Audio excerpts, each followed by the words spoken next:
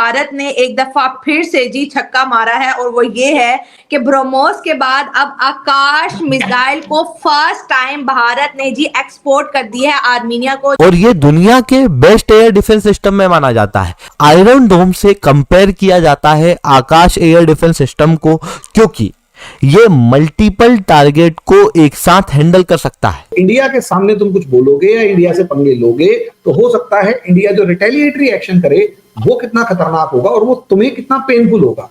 ये अजरबैजान के दिल से पूछिए, ये चाइना के दिल से पूछिए। अगर वो यूरोपियन यूनियन बना सकते हैं और बिलियंस डॉलर्स के वेपन्स वो हमें एक्सपोर्ट करके आपस में हमें लड़वा सकते हैं, तो वाई नॉट कि हम उनको अपनी एशियन यूनियन बना के उनको ही एक्सपोर्ट करें। इसलिए नहीं कि वो आपस में लड़ें, कम से कम हम इस काबिल तो हो जाएं कि उनसे ना लें। भारत बिल्कुल उन कंट्रीज की दौड़ में शामिल होता चला जा रहा है जो कि सुपर पावर है और उनका जो धंधा है, उनकी जो मोटी कमाई का जरिया है वो हथियार बेचना है।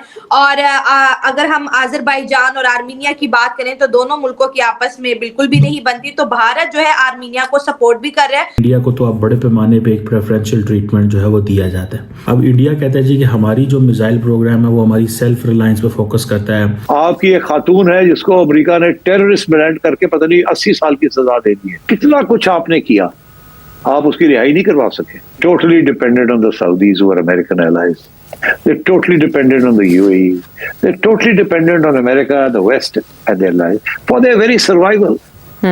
ये क्या उनको कहेंगे। नमस्कार दोस्तों, अब भारत उन महाशक्तियों के साथ खड़ा हो गया है जो महाशक्ति जैसे कि रशिया, अमेरिका, चाइना, जर्मनी अपने देश में बनाए गए हथियारों को बाहर देशों को बेचते हैं।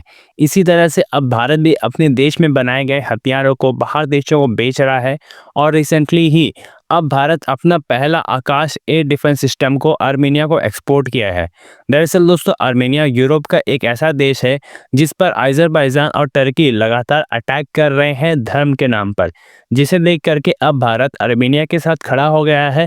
अब भारत सीधा जवाब टर्की को दे रहा है। अगर टर्की इस तरीके से धर्म के नाम पर पाकिस्तान और अजरबैजान को सपोर्ट करेगा तो भारत भी आर्मीनिया जैसे देशों को सीधा सपोर्ट करेगा और इस डील से भारत को काफ़ी ज़्यादा फायदा होने जा रहा है। और इस डील के बाद अब भारत के एयर डिफेंस सिस्टम अन्य हथियारों को अन्य देश भी खरीदने सकते हैं। तो चलिए इसी पर आगे पाकिस्तानी मीडिया का रिएक्शन देखते हैं। अगर आपको हमारा ये वीडियो पसंद आए तो वीडियो को लाइक करें और हमारे चैनल को सब्सक्राइब कर लें।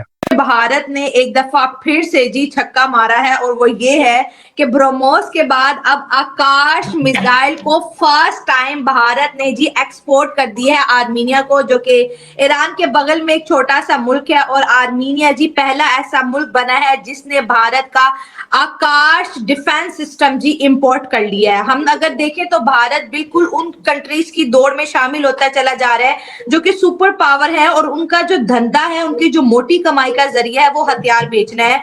और अगर हम अजरबैजान और आर्मीनिया की बात करें तो दोनों मुल्कों की आपस में बिल्कुल भी नहीं बनती, तो भारत जो है आर्मीनिया को सपोर्ट भी कर रहा है और अपने हथियार भी बेच रहा है। ये अपने आप में बहुत ज्यादा सिग्निफिकेंट है भारत के defence export point of view से और भारत की डिफेंस कैपेबिलिटीज को फ्यूचर के अंदर बढ़ाने के पॉइंट ऑफ व्यू से। आकाश में सिस्टम जो कि भारत के अंदर इंडिजिनसली बना है, डीआरडीओ और भारत डायनेमिक्स लिमिटेड द्वारा इसे बनाया गया है। ये एक surface to air short range aerial defence system है जो कि एक बार में 4 टारगेट को एक साथ हैंडल कर सकता है। इतना ही नहीं, ये जो मिसाइल सिस्टम है इसे कहीं पे भी डिप्लॉय किया जा सकता है, क्योंकि आप क्लियरली इसे देख सकते हो, ये ट्रक के ऊपर लगा हुआ है तो आप इसे एक जगह से दूसरी जगह ले जा सकते हो। बहुत ही बेहतरीन ये सिस्टम है और इसकी रेंज लगभग 25 किलोमीटर तक की देखने को मिलती है।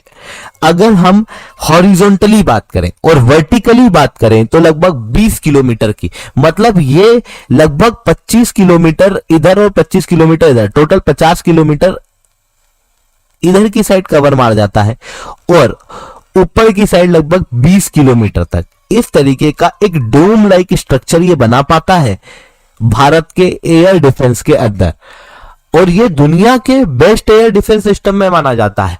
आप अभी तक कौन से सबसे बेस्ट एयर डिफेंस सिस्टम की बात सुनते आए हो?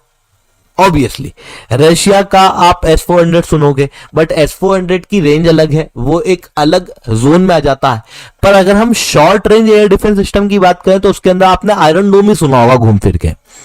आयरन डोम से कंपेयर किया जाता है आकाश एयर डिफेंस सिस्टम को, क्योंकि ये मल्टीपल टारगेट को एक साथ हैंडल कर सकता है, जैसे unmanned aerial vehicle, smaller projectile वाले हेलीकॉप्टर्स, एयरक्राफ्ट, इन सबको ये एक साथ हैंडल कर सकता है। इतना ही नहीं, जो लार्ज एरियल थ्रेट है जैसे मिसाइल है, एयरक्राफ्ट है, स्मॉल रॉकेट्स हैं, उन सबको भी आकाश हैंडल कर सकता है, ठीक उसी तरीके से जैसे इजराइल का आयरन डोम करता है। इसी कारण से इजराइल के आयरन डोम के साथ में भारत का आकाश सिस्टम जो है वो अक्सर कंपेयर किया जाता है। तो इतना बेहतरीन एयर डिफेंस सिस्टम भारत के पास में है। दिसंबर 2020 के अंदर यूनियन कैबिनेट ने इसी आकाश एयर डिफेंस सिस्टम को एक्सपोर्ट करने का अप्रूवल दिया था, और जैसे ही भारत ने ये काम किया उसके बाद में भारत के पास में लाइन लग गई। कई सारे देश इंक्लूडिंग इजिप्ट, ब्राजील भारत के पास में इसी एयर डिफेंस सिस्टम की डिमांड रखने लगे। भारत ने आर्मेनिया को रिसेंटली ये एयर डिफेंस सिस्टम बेचा है। इंडिया की अचीवमेंट शायद ये नहीं है कि हमने आर्मेनिया को हथियार भेजे या बेच रहे।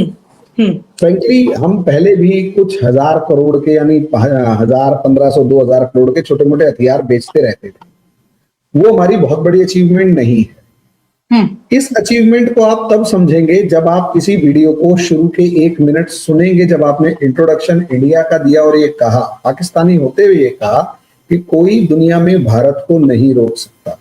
जी बिल्कुल। जब दुश्मन देश का कोई एक सिटीजन तारीफ करते हुए अपने आप को ना रोक पाए, तो ये समझ लीजिएगा सबसे बड़ी अचीवमेंट हमारी कंट्री की ये है। टॉपिक पे आ जाते हैं। टॉपिक है आर्मेनिया को हथियार बेचे।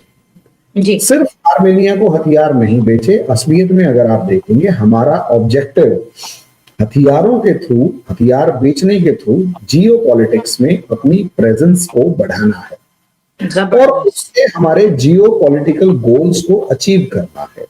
और जो दुनिया के अंदर ग्लोबलाइज्ड, मतलब जो एक ग्लोबलाइज्ड वर्ल्ड है, इस ग्लोबलाइज्ड वर्ल्ड में दुनिया के इंटरेस्ट, दुनिया के अलग अलग देश इंडिया के इंटरेस्ट को हैम्पर करते थे अलग अलग मैनर में, अलग अलग इश्यूज पर, और मेनली अलग अलग इश्यूज में एक प्राइमरी इशू होता था जो पाकिस्तान दुनिया की अलग अलग जगहों पर लेकर जाता था और कहता था कि आप मुसलमान हैं, मैं भी मुसलमान हूं, एक काम करो कश्मीर का मुद्दा उठा दो।